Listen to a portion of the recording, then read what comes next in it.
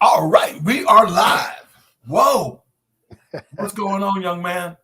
Peace, King. Peace, King. How We you have doing? never done this before. We Yeah, have never done this yeah. before. We are live and in living color.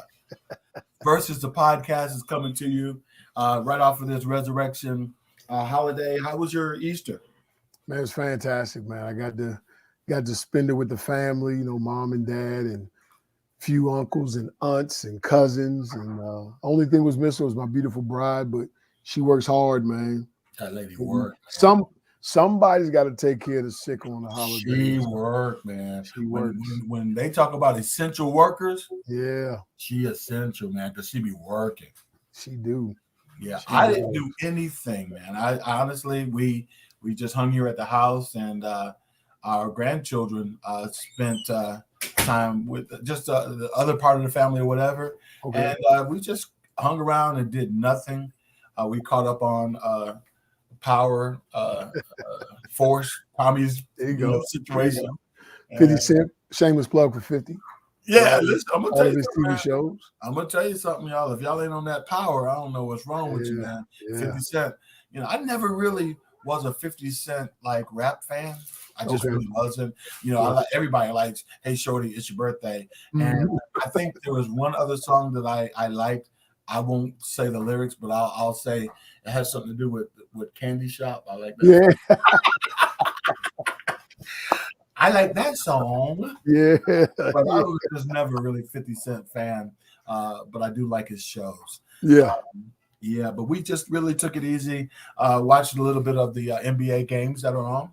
Great games. Yeah, Great you see games that? this You see weekend. that Boston Brooklyn finish? Listen, I don't want to call myself a prognosticator or a guy that foretells the future, but I was at my uncle's house, sitting with my cousin. I told him what was going to happen. I said Boston's going to win by one, and Jason Tatum's going to score that last one. What Jason Tatum has done this season, and even in seasons before, he's been a closer, and he Hmm. knows how to score from multiple levels. Hmm. Difference came down to those last final two possessions. KD settled for the long three, and all he needed was a two. And Jason Tatum did an excellent job when the ball stalled, cutting to the basket, Right. cutting to that what they call that open space, Yep. He and kept he it ended up with moving. a layup. Incredible. Well, I gave Kyrie a little bit of a pass, even with his defensive breakdown at the last, because he scored 39 points. He did. He did. But He if he really was did up that fourth quarter. playing better on off-ball defense, Hmm. they could have. Number one, he could have either made the steal, or they could have stopped that shot. Yeah. But as we were talking earlier backstage, what's encouraging for Brooklyn is that they took them. They took Boston's best punch because Boston was up. At one point they were up big, and Yeah. then they were able to to chip away. Yeah. And so you got to walk away, even though there are no moral victories, especially in the playoffs. Right. You got to walk away feeling okay, saying, you know what, man, yeah, they won't do that. They couldn't do that to us twice in a row. Yeah. Yeah. Yeah. It's But gonna you be also, interesting. well, you have to command better defense Yeah. from your players. Yeah. Yeah. It's going to be interesting to see how they respond.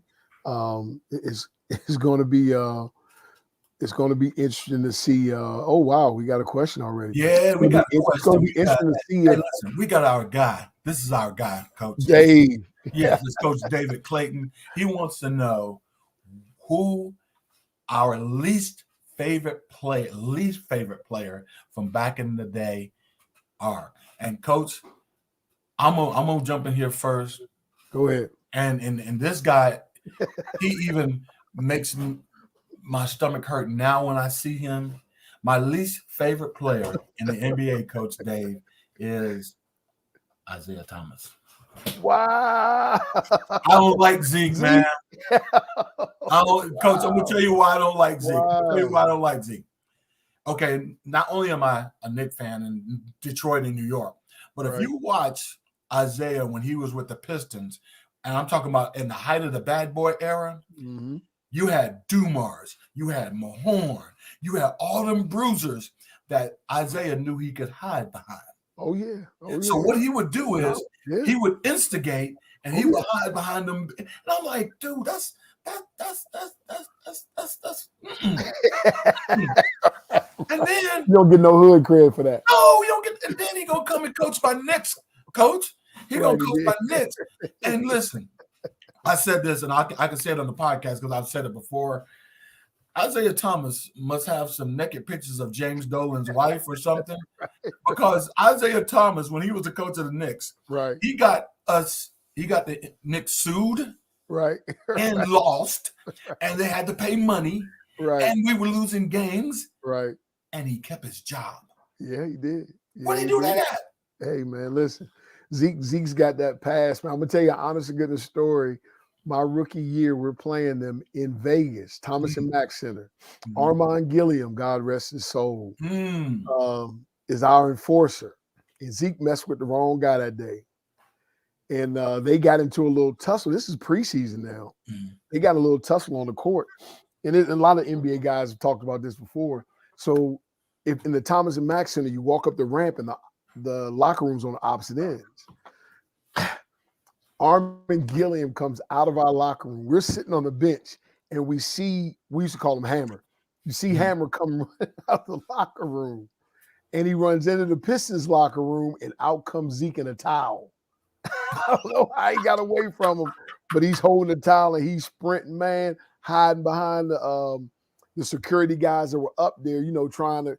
You couldn't hold Armin back, man. It was hilarious. Yeah, the game paused for a while so they could go and put a cap on that. But to answer Coach Clayton's question, what's up, Dave? How you doing? Listen, you see who my favorite player is. Yeah, we got Coach Mike got the LB background back there. Yeah, but my least favorite player when I played was Bill Laimbeer. Bill Laimbeer was my least favorite player, and it was because it's a difference to take hard fouls. Yeah, it's another thing to try to hurt people. Yeah, and Bill Laimbeer literally tried to hurt people. Yeah, he pushed you out the air. He'd clothesline you. Yeah. He just do little things that could really get a person hurt who were athletic. If you were athletic, he could really hurt you. And he went after Jordan in so many different ways. But again, a part of that bad boys team, he was the guy like Isaiah that was the ignition switch. They ignited the fires.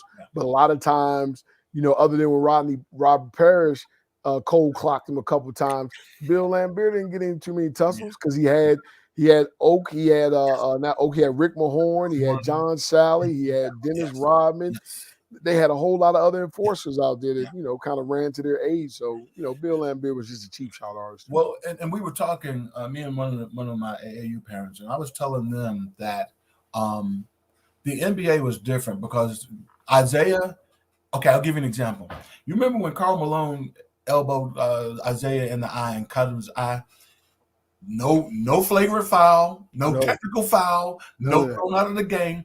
Most of the time back then, if you got into a fist fight, they would let you fight. They would call a regular foul, but they didn't even throw you out the game. It was a common foul. Yeah. It was a common foul. Shoot, if you look at a player and you say, "Oh, your shoes untied," I got a flagrant. Right. Well, what the world?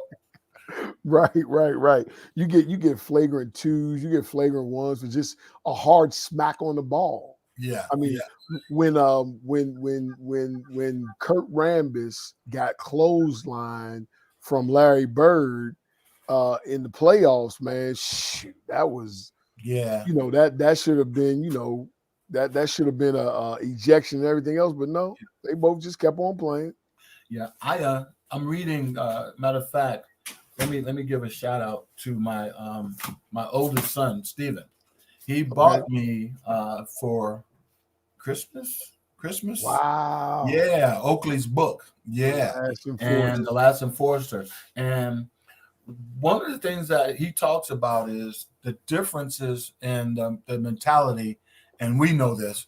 Back then, you wasn't driving down the lane unless somebody put hands on you, and they was gonna lay hands on you for real. Right. And the Knicks had a rule. Right. Ain't nobody coming in here. Ain't nobody coming here with it unless you put them on the ground. Right. Listen, my rookie year, I got 2 concussions. And Mark West was our enforcer, our big guy. And Mark was like, "Hey, listen, be careful and keep your head on the swivel whenever you run through that lane. Mm. So we're playing Portland, up in Portland, and they had a big guy by the name of, I don't know if y'all remember, LaSalle Thompson. Yes, LaSalle Oh Thompson. Yes. man. Yeah. Oh man, he caught me from the blind side, man, and laid me out. Wow. And then we were playing Utah, and they had Mm. the Man Mountain Mark Eaton, God rest his soul. Yes, yeah, And yeah. I'm chasing Blue Edwards off of a screen. Wow. And this one the day when they would close the door, when they be facing this way, but they turn their back when you're, oh man, and he caught me with his elbow on the other side. I remember waking up in the locker room. They had carted me off. Wow. And you know, back then, you know, we had the Sky pagers and things, but I couldn't get a message to my mom quick enough to let her know I was okay. She had called everybody close to the team trying to find out. Let her know that you ain't dead. That's right. That's right. Your baby boy did survive. Yeah. Well, definitely it was a different time. Then a lot tougher. We feel a lot tougher. I think a lot of players today, the athleticism has definitely changed. Mm-hmm. But the hardest thing for me, and I'm sure that you find this too, Coach, as a coaching high school kids or that age group kids, is getting them to understand that contact won't kill you. Right. Right. You know, right. Traditionally, all of the kids, most of the kids that I've coached, whether it be at Eastside or even SC Phenoms or whatever, I love them, but I lovingly call them country club kids. Yeah. Because a lot of them come from maybe Mitchell Road Christian Academy or, you know, schools like that, or just even from family backgrounds where their parents teach them to be respectful, nice, and not a lot of aggression, you know. And I tell my parents, and I laugh, I say, listen, hey, when they're off the court, they can go, you know, they can be church choir boys, but on the court, I need me some gunshot wounds, some stab wounds. I need some guys with some edge. But it's hard. It's hard to teach a kid how to turn it on and off, you know, because like I said, on the court, man, you want them to be aggressive, but you don't want them walking around all day long with that aggression on them. So we're going to get ready to jump in a minute, but before we jump, I just want to address Coach Dave's last little thing. Yeah, he knows that Coach Mike loves LBJ, and listen, Coach Dave, on the low key, listen. If Isaiah Thomas walked into my office right now, I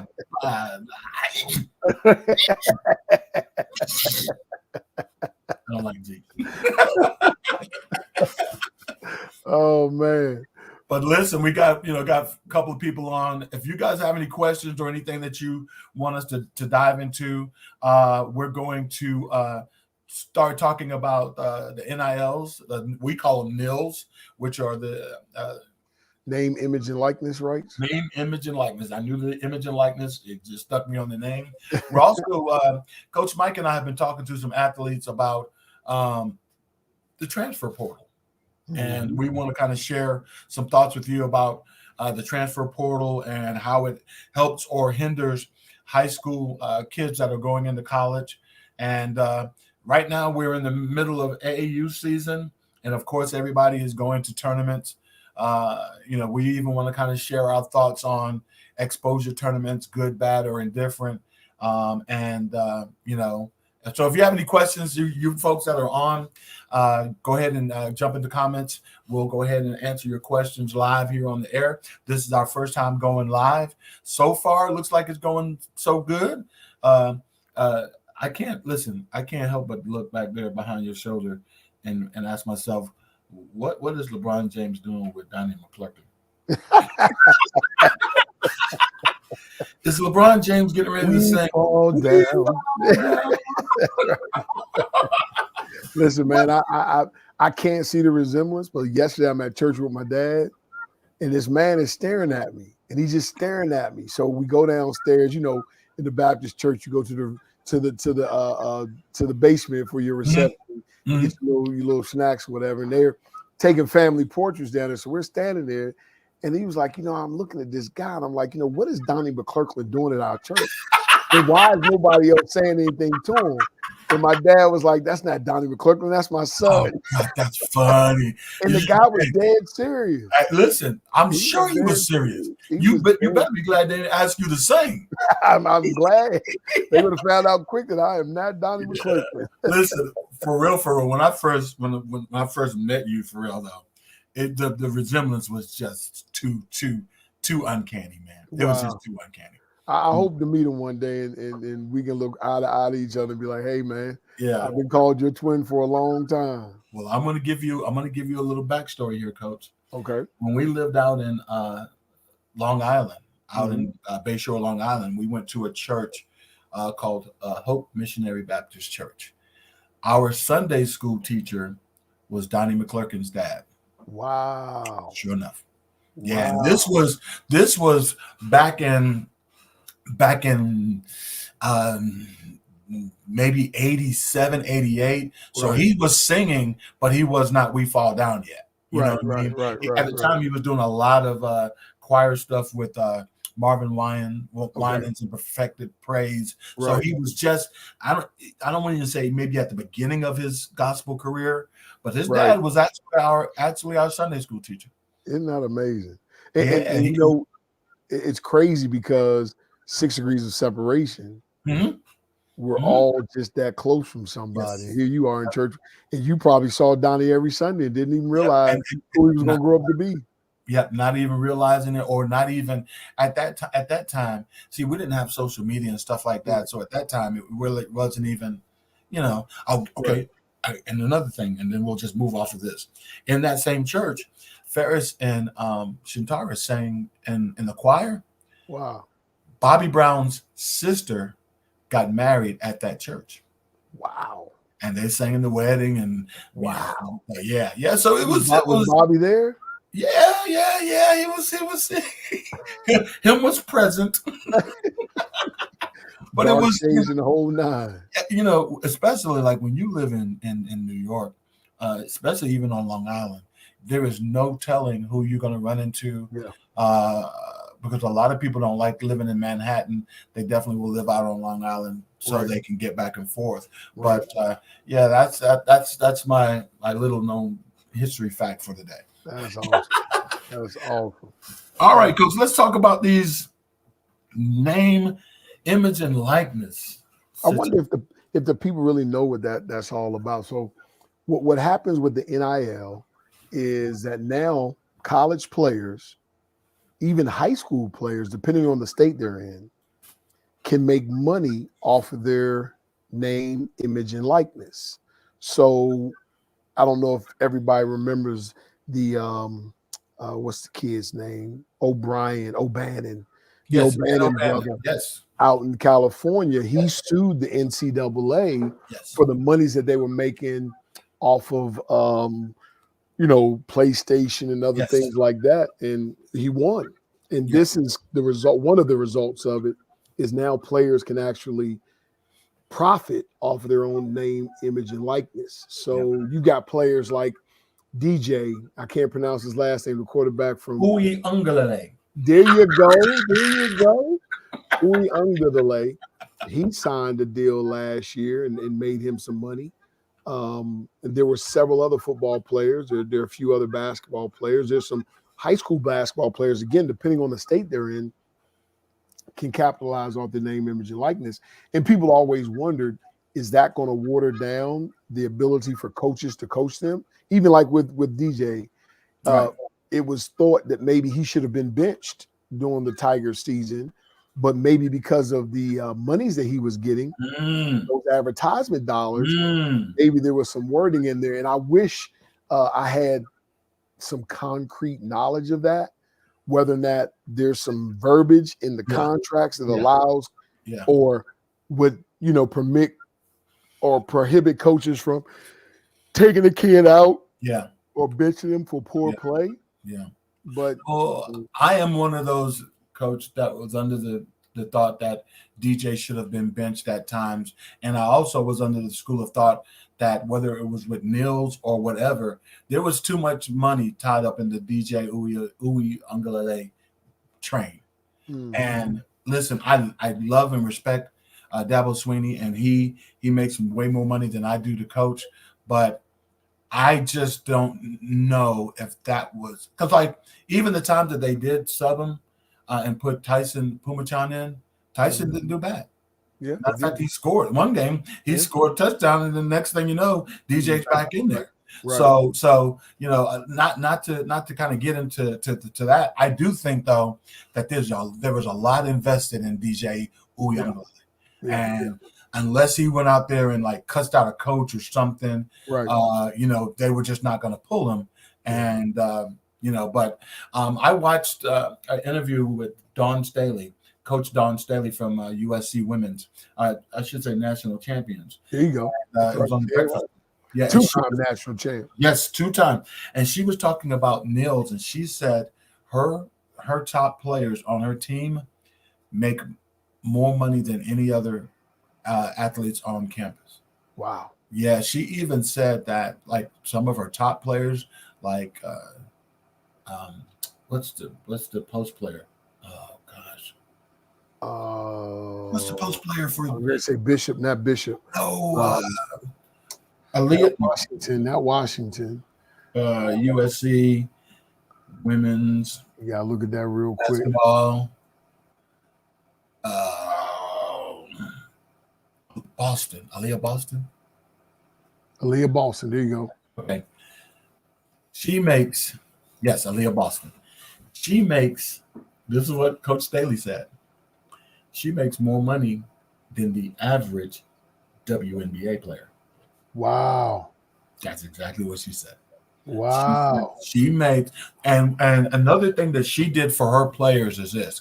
Once she knew that the NIL was coming through, she got on their group chat and she texted them and said, hey, listen, any of you guys that want me to help you get an agent, let me know. And so she met with the parents and she met with the kids. And because her thinking was, if I get this out of the way now, I don't have to deal with this during basketball season. Right. I want to coach and I don't want no distractions. So she said that once the NIL stuff came through and any offers and stuff, they were handled by the girls' agents and she didn't have to do anything. But it surprised me. It surprised me when she said that those girls already were making more than the average WNBA player. Think about what would be my motivation if I'm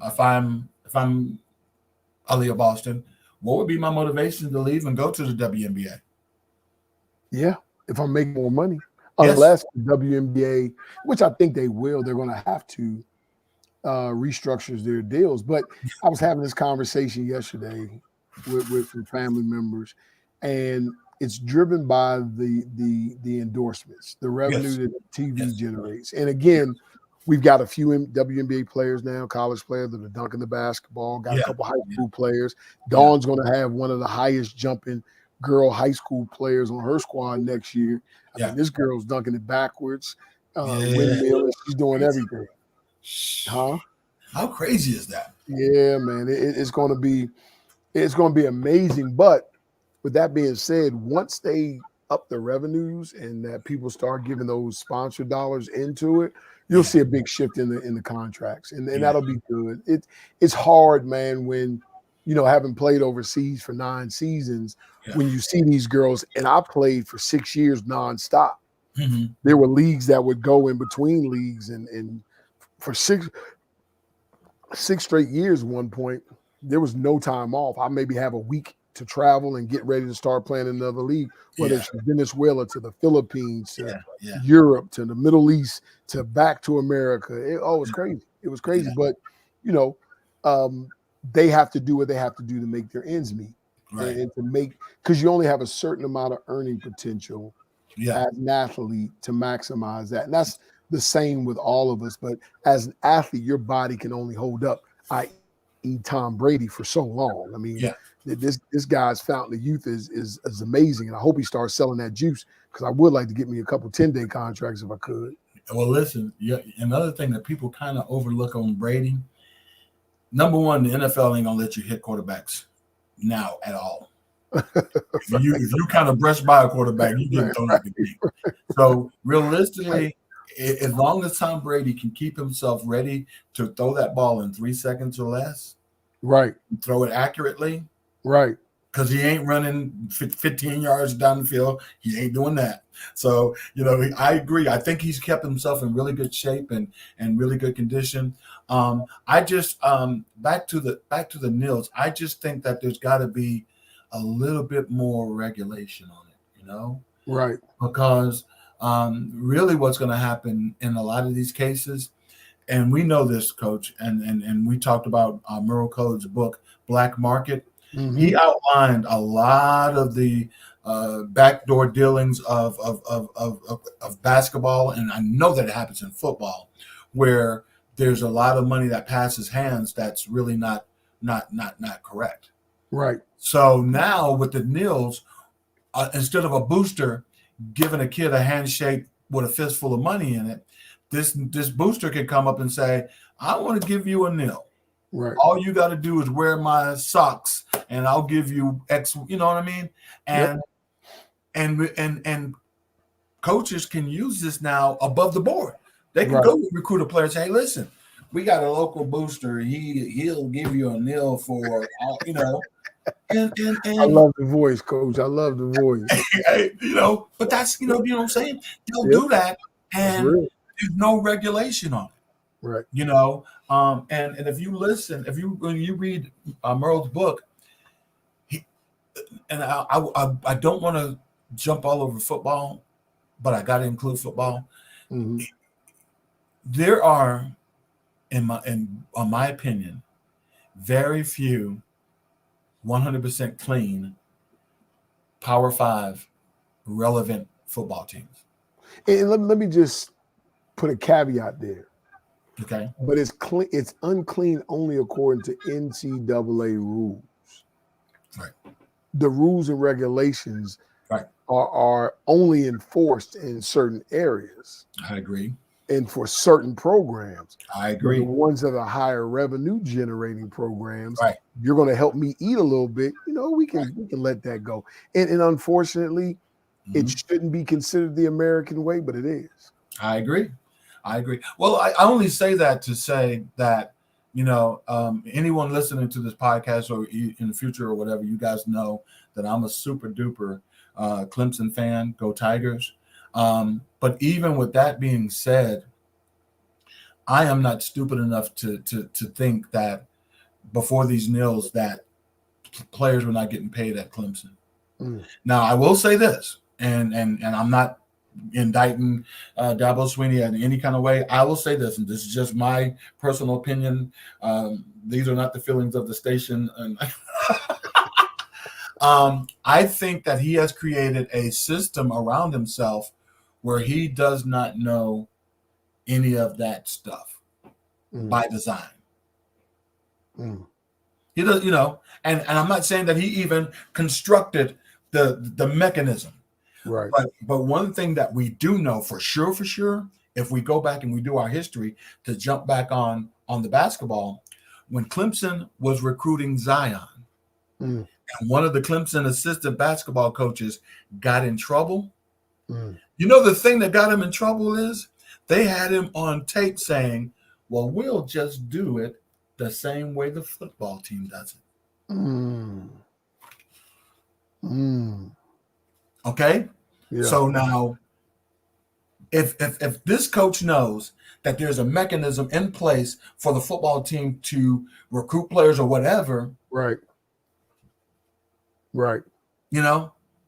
And so I'm glad now that the NIL is in place, that coaches now don't have to sneak now.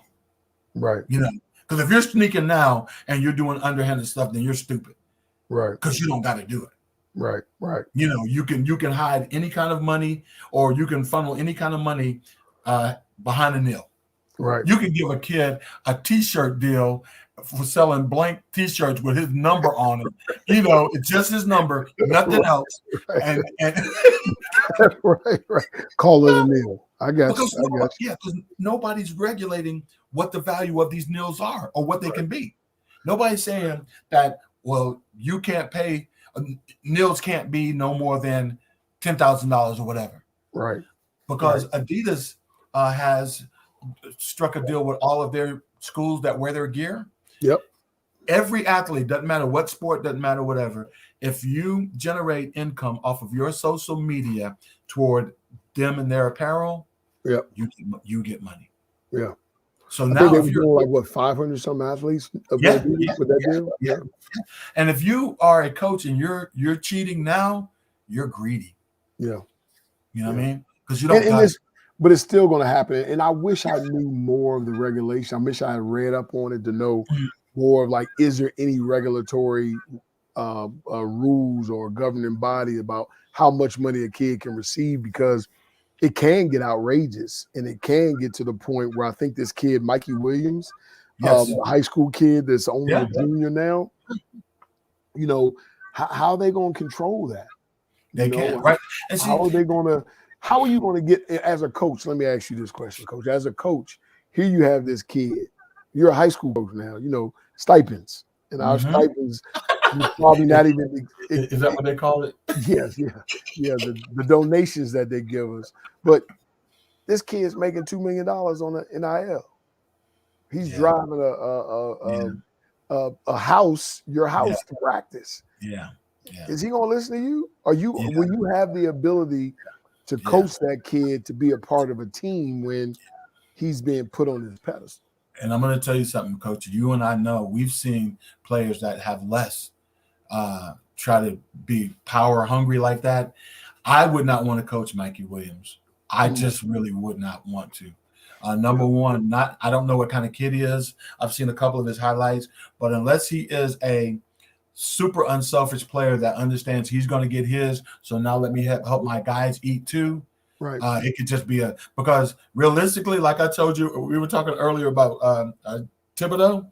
Nobody pays to come see him coach. Right. Nobody coming to a Mikey Williams game to see his coach. Right. That's right. That's right. And if you got Mikey Williams, you can about have anybody else on that sideline coaching. Y'all gonna be okay. Yeah. So that's a situation I wouldn't want to be in. But I am glad that our athletes are now able to get revenue without having to jeopardize their eligibility. Right. It's also given some of these players who know that they're not going to play immediately in the league or something like that, to, even though I don't know if this is their mindset, they can stay in school, get their degree, plus make money. Yep. We have, there's a guy that we know, Coach, Darren's son. And Darren Rencher, he's right now preparing for two things. He's getting ready to get married, but he's also preparing for the draft. But he has also created a niche for himself that on the public speaking tour that he is in high demand. You know, he won a lot of awards at Clemson in reference to his character and stuff like that. And, you know, our prayers and hopes for him is to get drafted and have a successful NFL career. But he has also created just, you know, life beyond football for himself. You know, so I'm glad that these guys are able to do that. But I just really am leery of, you know, now that we've let that horse out the barn, can we put him back? Right. And, you know, I don't know if that's the case, you know. That's tough. Yeah. So now we talked about NILs a little bit. Let's talk about the transfer portal. We both have had conversation with unsigned seniors that are wondering why. And you know what? To respect these guys and not, you know, I won't even call their names, but I'll tell you this. I spoke to a kid that played in Greenville County this year. I know he made All-State. I know he made All-Region. He was one of the best players in Greenville County. And I talked to him about 2.5 weeks ago and said, "Hey, where are you going?" And he said, "Well, I don't have any offers, and looks like I'm going to have to go to a JUCO and go from there." And number one, it surprised me that he didn't have any offers until I started thinking, why does this kid not have any offers? and it's a conversation that you and I have had, and it's that transfer portal and the COVID year. Mm-hmm. And for you listeners that don't kind of know what I'm talking about, is that, well, of course, you know about the transfer portal. Kids can now enter the transfer portal. They don't need a rhyme, reason, or an excuse on why they want to leave. They can just enter the transfer portal, and they become, for our better lack of words, free agents. They can go anywhere they want to go, and they don't lose any eligibility. Now, the COVID year, with COVID striking at the time that it did, the NCAA, rather than to punish or penalize these kids that did not play or that played during that COVID year, they said, hey, we're not going to let this count against your eligibility. We'll give you and they call it the COVID year. We'll give you a COVID year. Yep. And so, Coach, kind of share with them what we have talked to our players about why the transfer portal is kind of hurting them. Yeah. So if you talk to a college coach, their assistant coach, their recruiters, is they've always wanted players that were mature enough, seasoned enough, and ready to contribute immediately. So, you and I know this so well, because when we coached together, our players hated those 5 a.m. workouts. Yep. But again, it was an effort to prepare them for what they would have to face in college. Nothing more, nothing less. Now, not every high school player is cut out to be a college athlete, but you've done a marvelous job with the guys you work with to prepare them for what happens if you do, by making sure they're going through the things that they may face in college. And when you look at the recruitment of college athletes now, there's so many. I mean, there's 2,500 kids in the portal already. Come on, man. Already, 2,500. There's over 1,100 in the women's portal. So these numbers are just skyrocketing. And last year, there were over 300 plus kids left after the season started that was still in there. Now, here's a disclaimer again. Some of these kids have been asked to leave. Some Division I schools have the ability, because scholarships are no longer 4 year. Right. They're renewable at the end of every season. Coaches have exit meetings. Now, at some Division II schools, you can't ask a kid to leave. You can't suggest that they leave. It's something that, you have to have a conversation with them and let them know, hey, that look like your playing time is going to improve, and it's probably going to get worse with the people we're bringing in. So what would you like to do? And they have to make the decision. Right. But I truly believe, Coach Stan, that this could be a great thing to help high schools, and more importantly, to take ownership of the development of that young talent. Meaning, are our kids playing too many games in the summer? Are they not developing the right things? One of the things you alluded to when we first started the podcast is you were talking about, the travel season and whether or not, these exposure tournaments are necessary. Well, let's go back to girls basketball, JV. It's like watching paint dry for the most part, because the girls don't have the skills to just dribble the ball up, come to a jump stop, pivot pass, make a cut, set a screen. They don't know those things because, again, we just want to see them play. Right. Parents, they just want to see their baby play. Right. Now, how well they play is always our fault as coaches. We're supposed to be getting them ready. Well, remember, you guys vacationed for the whole month of June. Wow. You got back in town in July, and there was, you had this holiday, you had Sissy getting married, you had this person going this place, and now here we are in August, school starts, and then September comes and we're having trials. It's like, oh, I can't make it to trials because I'm participating in another sport. We get all that, but you cannot turn a ball of clay into a pot without that water, without that spinning wheel, without all the adding that fire to it too, and that fire that's going to make it hard. That's right.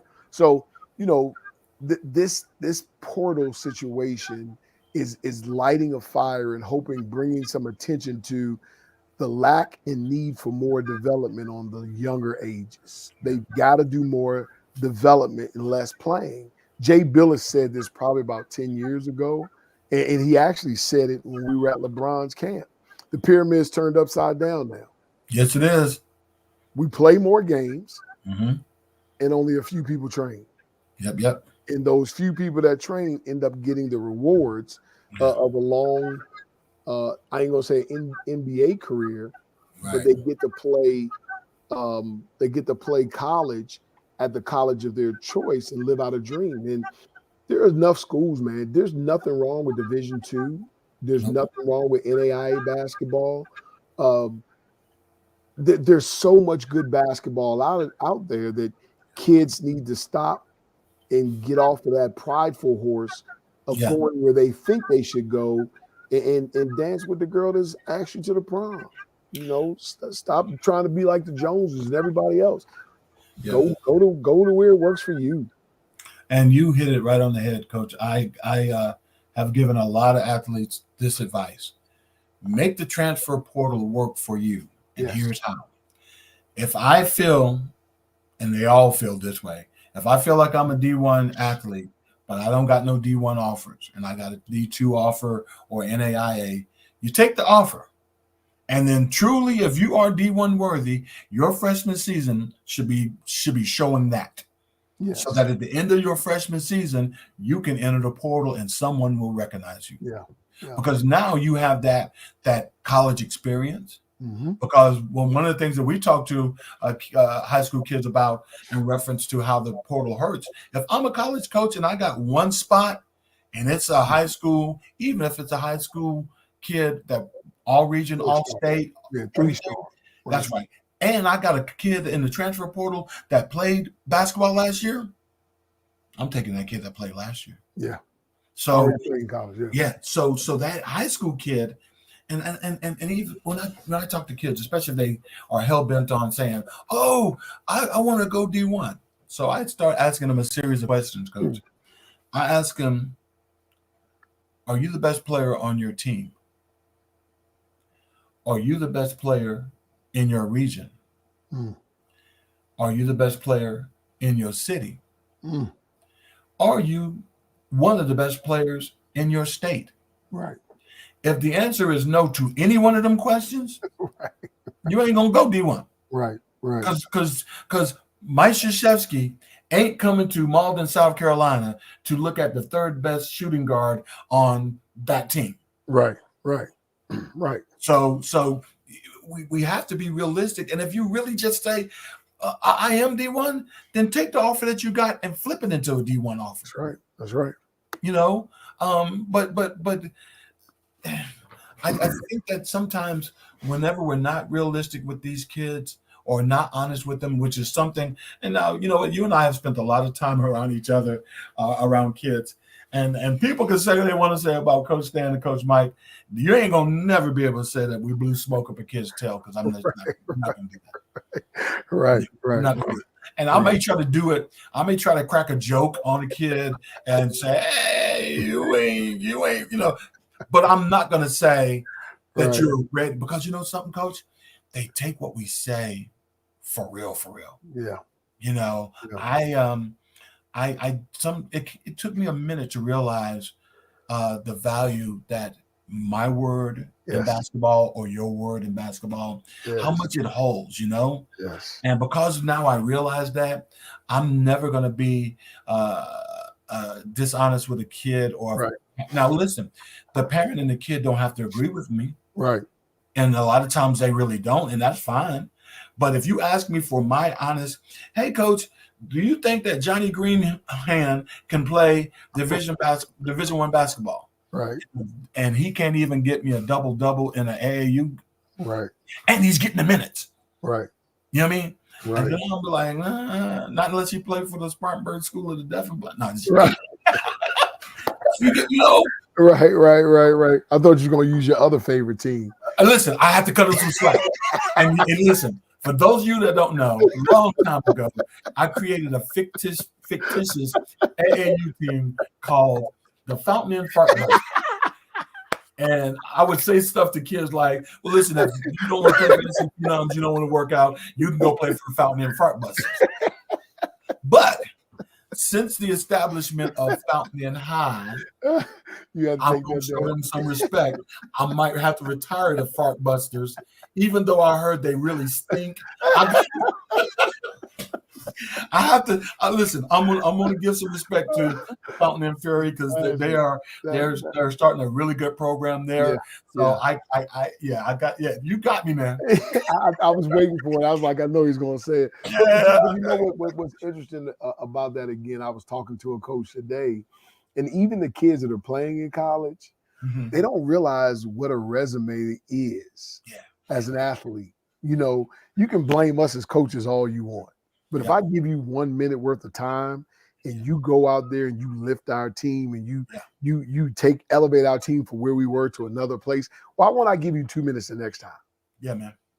You know, I like to win. I don't know if anybody ever realized this, but I don't like to lose. So if you can help me win, I'm Yeah, gonna play you. yeah, And again, we used to use this term. My favorites of players are always the ones that play the hardest and play for their teammates and help us win. that's right, That's man. my favorite player. Yeah, I do have favorites. I yeah, want those guys that are going to give me everything. Now, yeah, unfortunately, you can't play more than 5 people at a time. But if you right, got right.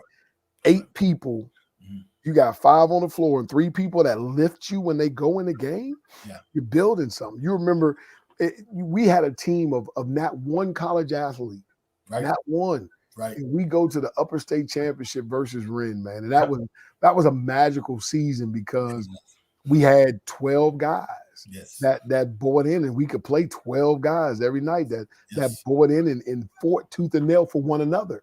yes, It was never about, yeah, I got that picture when those boys jumped off the floor yes, when we yes, scored yes, 100 points, yes, and those boys fought for each other, and it yes, was never about who's going to get the points, who's going to be in the yeah, box score. yeah. Because I can't remember that season if we had anybody score 20 points And individually. with that team, man, that was a special group of young men. Mhm. And unfortunately, I just have not seen that kind of camaraderie and that kind Right, of, I just haven't seen it, not to that level anyway. right. Those guys, man, they loved each other.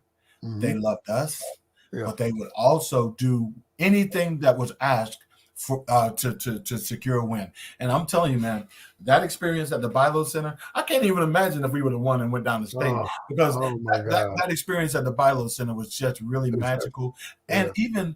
even with that being said, it took a Herculean effort from Yeah. Trey McGowan to Yeah. secure the win for Yeah. Ren because we wasn't backing down. No, man. You We know, fell back into that game, but again, the atmosphere of high school basketball with the NIL, yeah, with the transfer portal, yeah, it's really I believe the NCAA is doing us a just service to give it back to the high school coaches. So yeah, now we can develop some secure relationships. Now, yeah. the issue is, will the administration at the high schools, will the powers that be support the high school coaches in developing those programs to prepare their kids for this world? Because we can't coach basketball the way we've always coached it. Right, We've right, got to get these kids some right. financial literacy Yeah. to let them know what their Yes. value and worth is. I was in a seminar at the Final Four where the guys were talking about NFTs Mhm. and NILs and how those things work. And it's like you basically you look at your followers like this. If you've got 1,000 followers, then you can generate X amount of dollars if Mhm. you just add a certain dollar figure to each follower. So the Right. way that they use people's social media Mhm. to generate business is they look at your following. Yeah. If you've got more than 1,000 followers, Mhm. boom, they're ready to give you X amount of dollars. Hold on one second, Coach Mike. I see a lot of people that are jumping on. Hey, listen, thank you guys for jumping on with us. We're live. We're talking about NILs. We're talking about transfer portal. We're going to be talking about exposure tournaments. If you've got any questions about recruiting or anything like that, and just hit us up, and we'd like to talk about it. Here, we got a nice comment from Patrice Sykes Ray. We know her as Justin Ray's mama. Mama. She said, "Amen for financial literacy. Let's prepare these young men and women." And she's exactly right. And see, for a comment like that coming from her lets us know that the parents want this. Yeah. The parents want this. Now, you ask a question about the administration, and I'm just going to speak on mine and yours personal experience with administration. A lot of administration want their basketball coaches to keep the basketball players out of our hair. That's it. Right. They don't care. They don't care. And I'm just being very blunt and honest. They don't care as long as they don't have to deal with that said player. And They I'm have gonna challenge that. I'm gonna challenge that only from this standpoint.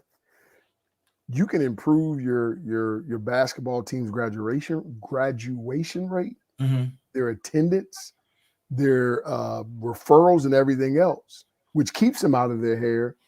And some administrations will have a bone to pick with you still. Yeah. Because again, yeah. like Patrice was saying, Yeah. when you introduce something that they haven't necessarily came up with themselves, then it looks like you're trying to usurp their authority, or you're trying to step outside the box. But let's be honest, man. You've got to do what you just said. You got to talk to the parents. And you and I, we don't coach basketball. We coach families. Yes, we do. We don't. Exactly. I've never believed in, I was a professional athlete. I was a Division I college athlete.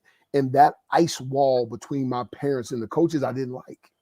I didn't like the fact that it was no relationship there. Right. So one of the things I wanted to change, which my mom charged me with, she was like, hey, what are you going to do differently than the coaches you had? I want to really get to know the families. And I don't want to get to know them on the surface. Right.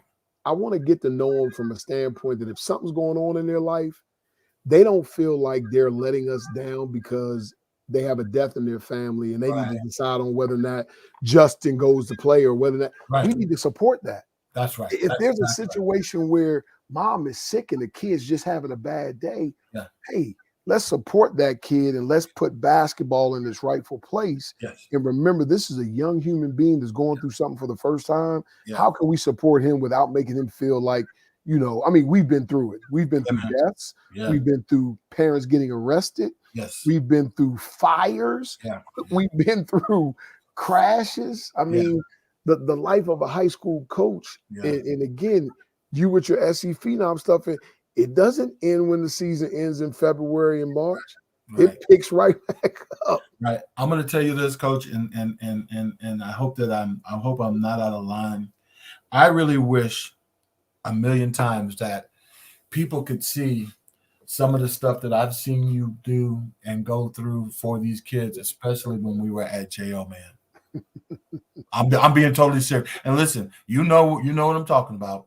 I've seen you go through and do some stuff for kids and families. And you did it without the expectation of anything back. Just seeing that need, whatever it is. And a lot of times, sometimes it was financial, but a lot of times it was not even financial. It was more of a mentorship kind of thing by setting some of these kids on the right path on some stuff that they don't understand, and they don't have anybody else to talk to about it. Because we know a couple of kids that unfortunately their parents were not equipped to even kind of have conversations with them. So, but I just wanted to say, man, I wish that people could see some of the stuff I've seen. Well, and that's a mirror that we're looking into, but we don't do what we're doing for anybody to see it. We just meet the needs that's there, and thank God that we're in the position we are, even now, when we're not even, in a position that people would consider to be authority to coach. We're still coaching. We're still trying to figure out a way. I tell you, you find out how much you love a thing when that thing is taken from you. When you can't do it the way that you think you can, you find out really how much you love it. And right. And again, that'll preach right there. What's crazy, man, is me and Michaela was watching my draft night interview on television. And the words that came out of my mouth were, I'd play for peanuts. Wow. I just want to play basketball. Yeah. And it rings true with everything you do. It's like, how do we help kids as they stand with the NIL, with all the travel bags? How do we help them develop that love for the game? And you know what? That's one of my biggest frustrations with some of the athletes that I have, is that, in my opinion, they have too many options and very, very there are very few athletes. Now I'm going to tell you, we talked about Miss Ray's comment. Her son Justin, in my opinion, well, it ain't my opinion, it's fact, is one of the top players in the state of South Carolina for Hands down. well, for two reasons. Number one, he's talented. Okay. Mm-hmm. But the biggest reason that Justin Ray is one of the best players in the state of South Carolina, that dude loves the game and he works his butt off. Yeah, 100%. I mean, and you know that because you spend time with him. Yeah. You know, listen, when other kids are on the game and they're playing PlayStation or they're texting their girlfriend or whatever, that dude's in the gym. That's right. And when he works out, there's another player that I had, Jacob Smith. Jacob is actually now a college coach and getting ready to be a high school coach. Jacob Smith and Justin Ray are two of the kids that I have never seen work out anything less than 100%. You know what I mean? Yeah. You know, sometimes when athletes are going through workouts, man, they're going to give you just enough to get through the workout. Right. You know what I mean? If you say, okay, pound cross, go between your legs and hit the floor, man, there ain't no oomph there. There ain't no, but Justin Ray, and hopefully we can have Justin on. Matter of fact, I'd like to do a family kind of thing because Justin has a little brother, Brandon. Right. Woo!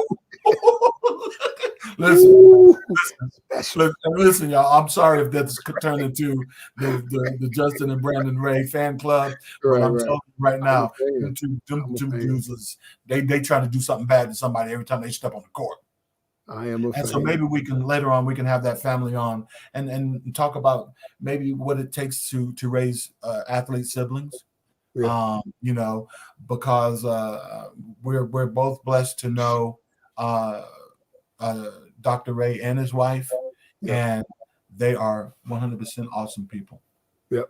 So you know, we want to, you know, maybe we want to visit that. But listen, exposure tournaments, coach. What you think about it?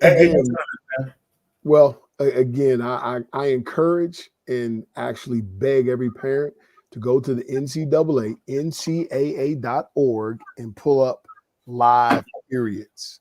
We just got one, and we're getting ready to enter another one in a few weeks. Those are the only times that matter. But you have a tournament every weekend. For what reason and what purpose? And again, I don't knock anybody's hustle and how they get money. I don't. I don't. But when you got to go to an AAU tournament and you got to pay $30 a day to watch your kid play, come on. Somewhere it's got to stop. Like we were talking about the regulations for the NIL. Somebody got to regulate these tournaments because these guys are making money. And again, I don't knock anybody's hustle, and I ain't trying to tell them what they need to do to eat. But as a parent, and I'm so grateful that Nick and Michaela and Johanna and even Tyler, when she was younger, they didn't fool with AAU too much. We went down and we did track. You know, we did the track stuff, but you pay your $2 and you got in. Yeah. But you know, a high school game ain't but $5. Yeah, I am with you. I've had the experience, especially when we first built the Imagine Center. We had the experience of running like YBOA tournaments and stuff like that. And I was always conscious of the money that the parent had to spend. You know, I wouldn't book a team there all weekend and then do like a $15 a day admission fee. If you want to do for the weekend, it's $45 a person. That's crazy. Because number one, if you're doing anything 14 and under, you know that those parents are going to be there. Right.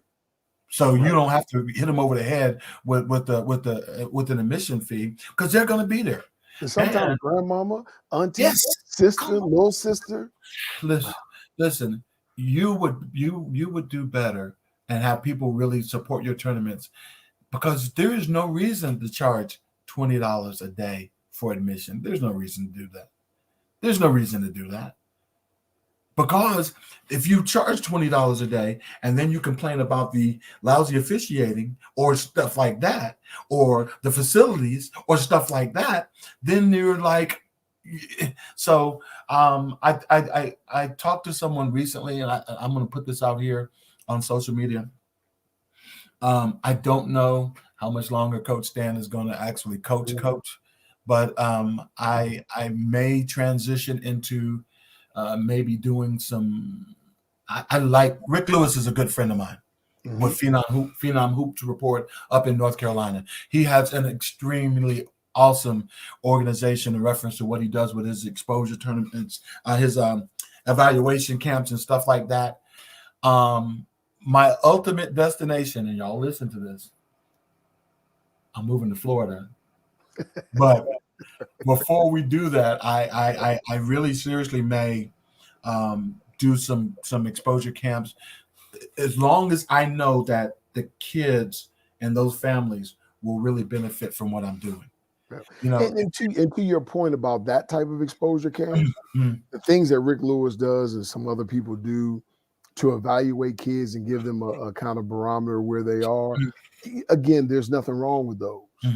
But when you're playing again in these so-called elite camps and they're telling you that these kids are here and it's a non-live period event and this, that, and the fourth, especially for the high school and up.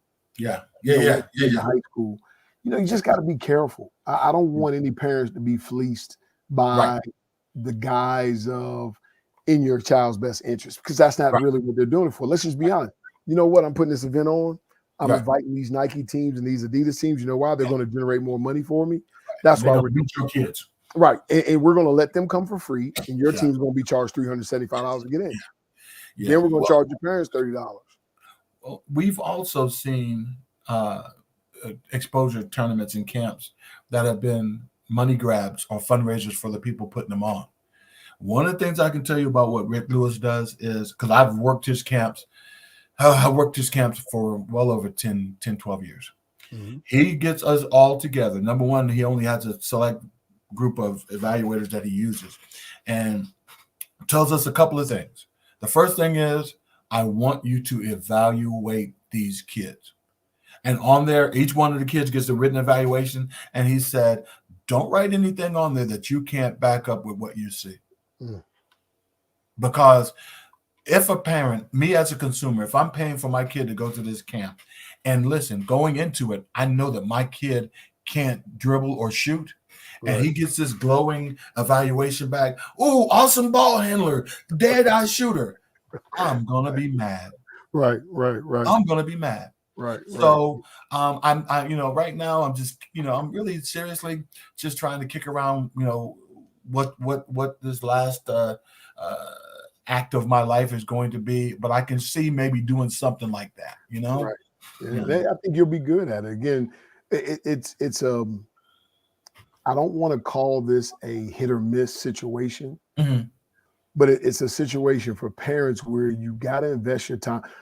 I use this example because this is really the most living example I have. I met Michael Kidd-Gilchrist's mother. Okay. And Michael Kidd-Gilchrist was a 7th grader, rising 8th grader. Clay Day did a camp called the Junior All-American Camp.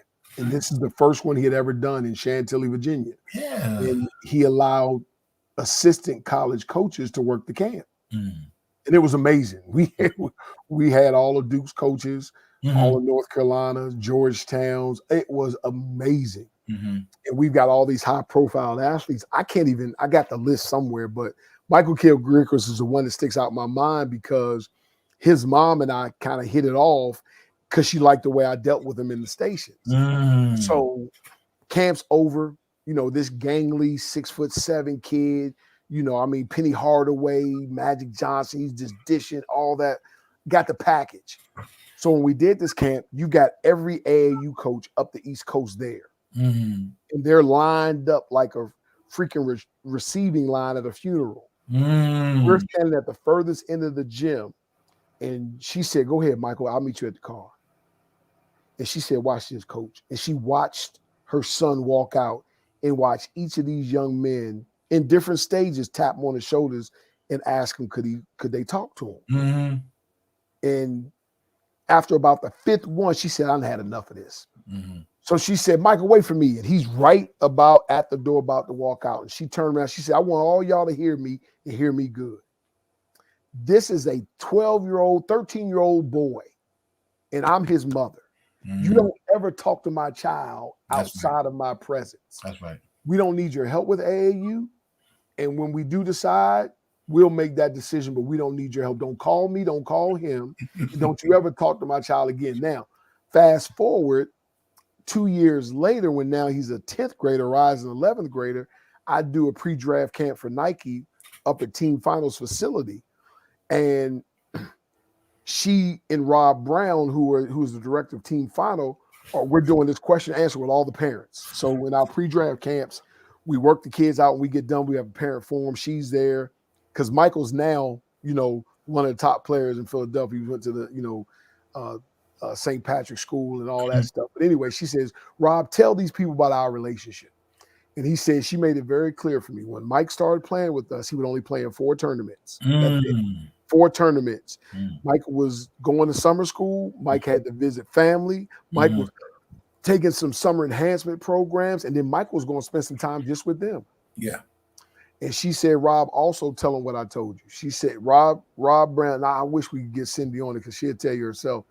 She said, I told Rob, if my son ever comes home one weekend and tells me that some adult came and talked to him without you being present, that's the last time my son will ever play for you. That's right. That's good stuff. So she set the parameters for how she wanted her son treated. Yeah. She wasn't going to allow anybody to use him. Yeah. And more importantly, you don't set the schedule for my child's summer. I do. That's right. And so it was 4 tournaments. And that's how, in an indirect way, the EYBL was born. Got you. And they came up with their 4 stops. Got you. Well, I think the parents really have to have a better hold on what happens with their kid. Especially, I love the fact of not allowing a grown-up to talk to a kid about something like that. I have kind of a reverse rule. Every year when I do my AAU tryouts, Coach, because of my online registration is online, I get a whole bunch of registration forms, especially for my high school teams. These kids, and they'll come to tryouts. They don't bring no parents. And I normally do this at the beginning of tryouts, but hey, listen, everybody here, where are your parents? If there's kids there without any parents, I won't let them try out. Because in the past, what I've had happen to me is this. A kid will come, he'll fill out the registration form, he'll try out, we'll offer him a spot on the team. Then when it comes time to talk money, his parents don't even know he done went out. Yeah. So now I do not talk AAU money or anything with any kid at all. I just won't do it. First thing if I get a text, hey, I'd like to try out for your team. Tell your parents to call me. Right. Because, honestly, they know that they can entice a young kid, man. These coaches know if they just flash a pair of shoes in their face, or hey, man, I can get you them new Yeezys. No, man. No. So honestly, another thing I would tell parents about these exposure camp invitations that they get, because parents will call me all the time and hey, Coach, we got this invitation. This coach said that he saw Johnny Greenfinger at one of these tournaments. Right. So what I do is I said, do me a favor. Tell me the name of the person who sent you the invite. Right. They'll tell me. And I said, does he have a contact number? They said, yes. I said, pick up your phone. You call them and tell them that you're Johnny Greenfinger's parent and ask them, what tournament did you see my son play? What position does my son play? Then you'll know if it was true or is it a money grab. Right. More than likely, when you ask that first question, you'll know then. Right. Because a lot of what happens is that they'll take the database from a lot of these AAU tournaments, and I don't want to say they'll sell them, but somehow they'll get them into the hands of these people that are running camps, and they'll just mass mail. They sell them? Yeah. Okay. And they'll just mass mail. And so you'll get an invitation in the mail going, hey, Johnny Greenfinger, you have been identified as one of the top players. We saw you in a tournament this past summer. Right. But if you call them and be like, hey, this is Johnny Greenfinger, you sent me a letter. What tournament did you see me at, Coach? Right. Right. That's a great point. So parents, do yourself a favor. We all want to think that our kids are the next best thing to sliced bread. Some of these coaches will lead you to believe that they think so, but do your due diligence. Yeah. For any of you guys that are local here, Coach Mike and myself, we are always available to give you, I don't want to call it advice, but if you ask me a situation, I'm going to answer it as if it were involving my son. Right. You know that Coach Mike would do the same thing. So Yep. if you ever have any questions about an exposure camp, a tournament, or a coach, or a situation, you know, you can shoot us an email. Our email address for the podcast is versus the podcast 2424@gmail.com. If you guys know us personally, you can hit us up. And I'm not going to give my phone number out here on the social media because y'all got y'all telemarketers. Y'all be calling me. I don't want no goddamn Geico, no car shield. I don't want no car warranty. That's 100%. But seriously, please try to use the resources that we have or some of the experience that we have, because neither one of us are going to give you an answer based on it helping us. Right. You know, I don't, you know, if you ask me a question, I'm not going to have to patent my answer, because if I give you the wrong answer, then your son won't play for me. That's never going to be the case. Right. And Coach Mike is the same. So listen, you know, the landscape is changing. Yes.